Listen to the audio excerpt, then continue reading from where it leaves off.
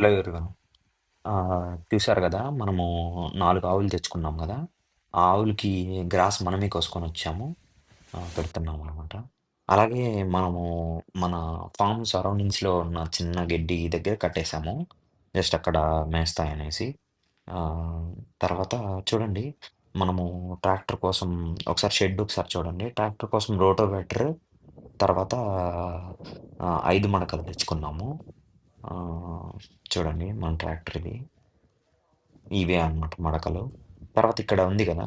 ఇదే గడ్డి రోల్స్ మనము పేర్చింది వామ్‌లాగా.